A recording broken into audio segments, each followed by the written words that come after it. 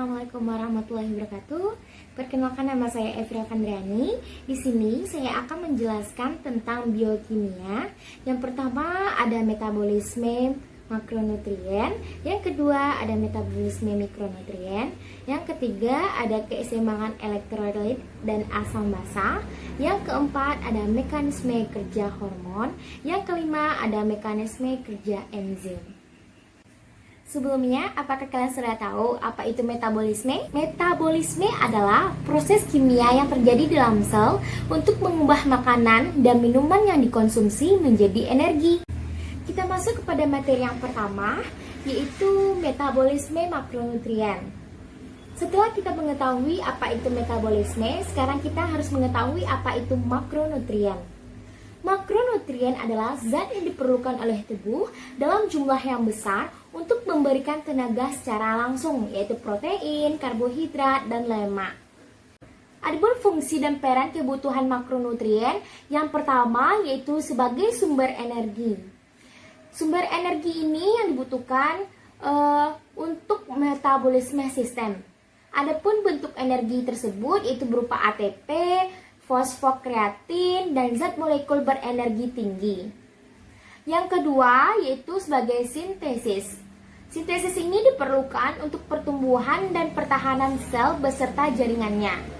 Yang ketiga yaitu sebagai simpanan. Nah, disimpan sebagai glikogen dan lemak. Makronutrien ini terbagi atas 3 macam. Yang pertama ada karbohidrat, yang kedua ada protein, yang ketiga ada lemak. Ini adalah macam-macam dari karbohidrat. Karbohidrat merupakan sumber makronutrien paling utama yang dibutuhkan tubuh. Umumnya, karbohidrat ini dari gula dan pati. 1 gram karbohidrat sama dengan 4 kalori. Kalian tahu mengapa karbohidrat menjadi suplai kebutuhan energi yang penting?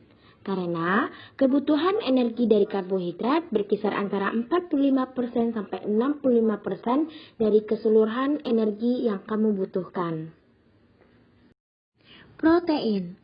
Protein merupakan molekul makro yang terdiri atas rantai-rantai panjang asam amino yang terdiri dari unsur-unsur karbon, hidrogen, oksigen, dan nitrogen.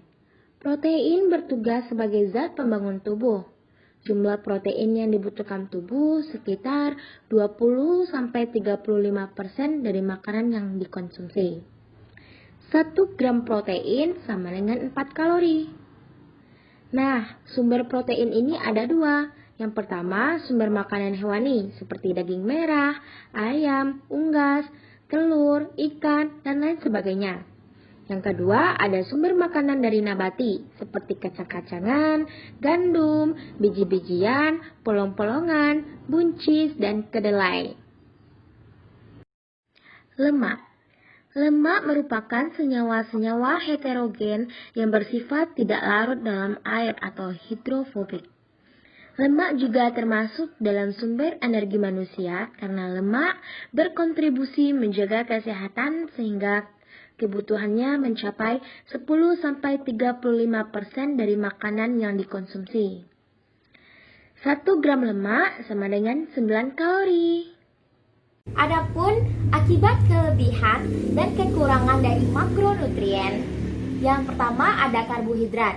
Kalau kita kelebihan karbohidrat akan mengakibatkan diabetes, memicu penyakit jantung, mengganggu proses metabolisme tubuh. Kalau ya kekurangan karbohidrat, kita akan mengalami kerusakan jaringan, kekurangan glukosa dalam darah, maramus, atau busung lapar. Yang kedua ada lemak. Apabila kita kelebihan lemak, akan mengakibatkan peradangan dalam arteri, pertumbuhan berat badan, obesitas, dapat menimbulkan kanker. Apabila kita kekurangan lemak, maka dapat menyebabkan depresi, sulit konsentrasi, autis, merasa lelah, daya ingat lemah, dan melemahnya fungsi otak. Yang ketiga ada protein. Apabila kelebihan protein, maka akan mengakibatkan obesitas, dapat mengganggu ginjal, meningkatkan kadar keasaman tubuh, dan gangguan pencernaan seperti kembung, sakit mah, sembelit, dan lain sebagainya. Apabila kita kekurangan protein, maka dapat berkurangnya pertumbuhan, daya tahan tubuh berkurang, dan terkena penyakit kwashiorkor. Topik yang selanjutnya kita membahas tentang metabolisme mikronutrien. Metabolisme mikronutrien atau zat gizi mikro merupakan zat gizi yang dibutuhkan oleh tubuh dalam jumlah yang sedikit, namun mempunyai peran penting dalam pembentukan hormon, aktivitas enzim, serta mengatur fungsi sistem imun dan sistem reproduksi. Dalam sehari, kita harus mengonsumsi lebih kurang 100 mg mikronutrien. Mikronutrien itu ada dua. Yang pertama ada mineral, yang kedua ada vitamin. Yang pertama ada mineral. Mineral merupakan padatan senyawa kimia homogen non-organik yang memiliki bentuk teratur atau sistem kristal dan berbentuk secara alami. Mineral ini ada dua macam. Yang pertama ada makromineral. Makromineral adalah mineral yang dibutuhkan minimal 100 mg per hari. Contohnya yaitu seperti kalsium, natrium, klor, fosfor, magnesium, dan lain sebagainya. Yang kedua yaitu mikromineral, yaitu mineral yang dibutuhkan tubuh dalam jumlah kurang dari 100 mg per hari. Contohnya seperti Fe atau besi, mangan, Cu, dan Zn. Fungsi dari mineral. Yang pertama sebagai zat pengatur. Yang kedua yaitu mengatur kontraksi otot. Yang ketiga sebagai konstituen tulang dan gigi. Yang keempat merawat fungsi otak. Yang kelima mengendalikan komposisi cairan tubuh. Yang keenam mencegah nyeri otot. Yang ketujuh yaitu menyalurkan oksigen ke seluruh tubuh. Penyakit kelebihan dan kekurangan dari mineral. Yang pertama ada natrium. Apabila kita mengonsumsi natrium berlebihan, dapat menimbulkan keracunan. Apabila kita mengonsumsi natrium berkurang atau kurang, itu dapat menyebabkan kejang, apatis, dan kehilangan nafsu makan. Yang kedua ada klor. Apabila kita mengonsumsi klor ini secara berlebihan, maka dapat menyebabkan muntah. Dan apabila kita mengonsumsi klor kurang, itu menyebabkan muntah, diare kronis, dan keringat yang berlebihan. Yang ketiga ada kalsium. Jika kelebihan mengonsumsi kalsium, maka dapat mengakibatkan batu ginjal, gangguan absorpsi mineral, dan konstipasi. Dan apabila kita kurang mengonsumsi dari kalsium, maka dapat menyebabkan gangguan pertumbuhan, tulang kurang kuat, dan mudah bengkok atau rapuh. Adapun mikronutrien yang kedua yaitu vitamin. Vitamin adalah suatu zat senyawa kompleks yang sangat dibutuhkan oleh tubuh kita yang berfungsi untuk membantu pengaturan atau proses kegiatan tubuh. Ada dua jenis dari vitamin. Yang pertama ada vitamin larut lemak. Contoh vitaminnya itu vitamin A, vitamin D, vitamin E, dan vitamin K. Yang kedua ada vitamin larut air. Contohnya seperti vitamin B, B2, B6, B12, vitamin C, dan vitamin niacin. Fungsi dari vitamin. Yang pertama ada vitamin A, yaitu fungsinya untuk memelihara sistem kekebalan tubuh. Yang kedua untuk memelihara indera penglihatan. Adapun fungsi dari vitamin B yaitu mengatur fungsi tubuh dan membantu menghasilkan eritrosil atau sel darah merah. Fungsi vitamin yang ketiga yaitu vitamin C. Adapun fungsinya itu untuk membentuk kolagen, membantu menjaga kesehatan jaringan tubuh.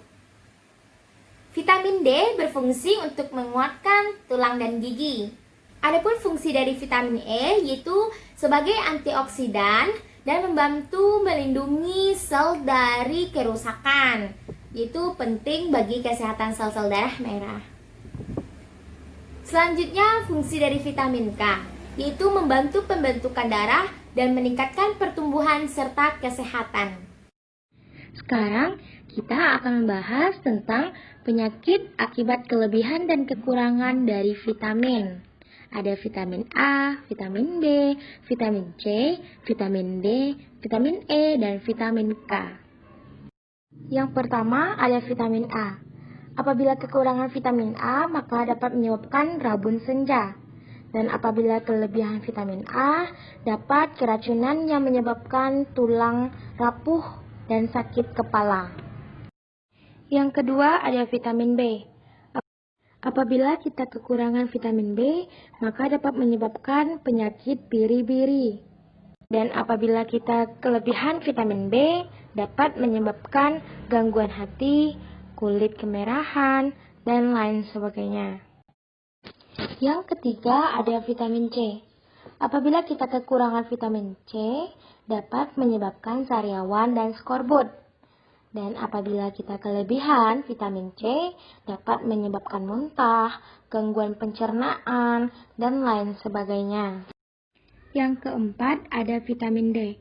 Kekurangan vitamin D dapat menyebabkan pengeroposan tulang dan gigi. Dan adapun kelebihan vitamin D dapat menyebabkan penumpukan kalsium dalam darah. Selanjutnya, yang kelima ada vitamin E. Apabila kita kekurangan vitamin E, dapat menyebabkan sulit memiliki keturunan dan kerusakan pada kulit. Dan apabila kelebihan vitamin E, dapat menyebabkan ruam, sakit kepala, rasa letih, dan lain sebagainya. Yang terakhir ada vitamin K. Kekurangan vitamin K dapat menyebabkan darah sukar membeku. Dan kelebihan dari vitamin K dapat menyebabkan kesulitan bernafas, otot menjadi kaku, dan lain sebagainya. Adapun topik yang ketiga yaitu keseimbangan cairan elektrolit dan asam basa tubuh. Elektrolit merupakan zat kimia yang menghasilkan partikel-partikel bermuatan listrik yang disebut ion jika berada dalam larutan.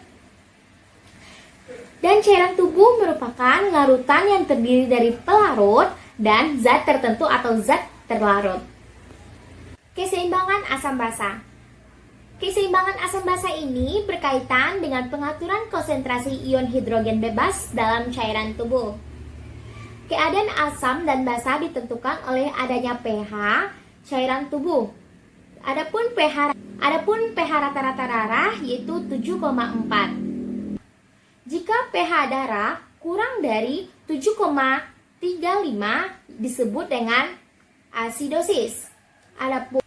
Adapun pH darah lebih dari 7,45 disebut sebagai alkalosis. Keseimbangan asam basa ditentukan oleh yang pertama yaitu pengaturan buffer. Buffer membantu mempertahankan keseimbangan asam basa dengan menetralisir kelebihan asam melalui pemindahan atau pelepasan ion hidrogen. Jika terjadi kelebihan ion hidrogen pada cairan tubuh, maka buffer akan meningkatkan ion hidrogen sehingga perubahan pH dapat diminimalisir. Yang kedua yaitu ada pengaturan pernapasan. Paru-paru membantu keseimbangan asam basa dengan cara mengeluarkan karbon dioksida atau CO2. Yang ketiga yaitu pengaturan ginjal. Ginjal mempertahankan keseimbangan asam basa dengan mengeluarkan selektif bikarbonat dan ion hidrogen. Gangguan keseimbangan asam basa. Ketidakseimbangan asam basa terjadi apabila adanya perubahan tekanan karbon dioksida atau PCO2 dan serum bikarbonat atau HCO3- yang menyebabkan perubahan pH. Terdapat dua jenis penyakit yang disebabkan oleh ketidakseimbangan asam basa, yaitu asidosis atau kadar asam terlalu tinggi dan alkosis atau kadar basa terlalu tinggi. Topik yang keempat ada mekanisme kerja hormon. Hormon berasal dari bahasa Yunani yaitu hormein yang berarti memicu dan menggalakkan. Hormon secara umum yaitu zat yang dihasilkan oleh suatu kelenjar endokrin, kemudian disekresikan ke dalam darah dan sampai ke sel sasaran di jaringan dalam tubuh sehingga dapat menimbulkan efek fisiologis. Adapun fungsi hormon, yang pertama mempengaruhi dalam metabolisme tubuh seperti metabolisme glukosa, protein, lemak, dan lain sebagainya. Yang kedua itu dapat mengendalikan tekanan darah. Yang ketiga yaitu merangsang pembentukan sel darah merah dalam tubuh. Yang keempat itu mengendalikan perkembangan dalam ciri-ciri seksual dan sistem reproduksi. Bagaimana hormon dapat mencapai sel target? Ada beberapa tipe kerja hormon dalam menyampaikan sinyal kepada sel target. Yang pertama ada classical endocrine signal, yaitu hormon disekresikan ke pembuluh darah dan diangkut oleh darah hingga mencapai sel target. Yang kedua ada neuroendocrine signaling, yaitu neurohormon disekresikan oleh neuron ke pembuluh darah, yang selanjutnya ditransport oleh darah atau berdifusi melalui cairan interstitial. Yang ketiga ada autocrine signaling. Pada pensinyalan autocrine, hormon diproduksi bekerja itu mempengaruhi sel yang memproduksinya. Yang keempat ada paracrine signaling. Pada tipe ini, hormon berdifusi melalui cairan interstitial dan mempengaruhi sel di sekitarnya. Adapun penyakit yang disebabkan pada hormon ini, yang pertama ada sindrom Cushing, yang kedua ada akromegali, yang ketiga ada hipertiroidisme, yang keempat ada hipopituitarisme. Materi yang kelima atau terakhir yaitu mekanisme kerja enzim. Enzim merupakan protein atau molekul yang bertugas sebagai mempercepat reaksi kimia atau sebagai katalisator dalam tubuh suatu organisme. Adapun cara kerja enzim, yang pertama ada menurut lock and key, yang kedua yaitu menurut induce feed. Cara kerja enzim yang pertama yaitu model lock and key. Terdapat bagian substrat yang masuk ke sisi aktif enzim karena bentuknya yang sesuai. Yang kedua ada teori induce feed. Sisi aktif enzim lebih fleksibel dibandingkan dengan substrat yang masuk ke sisi aktif enzim. Nah, nantinya enzim akan menyesuaikan bentuk substrat tersebut. Jadi, mekanisme cara kerja enzim yang pertama itu menciptakan lingkungan yang transisinya terstabilisasi untuk menurunkan energi aktivasi. Misalnya dengan cara mengubah substrat. Yang kedua yaitu meminimalkan energi transisi dengan membuat lingkungan reaksi terdistribusi substrat. Yang ketiga yaitu melalui pembentukan lintasan reaksi alternatif. Yang keempat itu menggiring substrat ke orientasi yang tepat untuk bereaksi dengan menurunkan entropi reaksi tersebut. Adapun penyakit akibat kekurangan enzim, yang pertama dapat menyebabkan Fabry, yang kedua dapat menyebabkan maple syrup urine disease, yang ketiga yaitu phenylketonuria.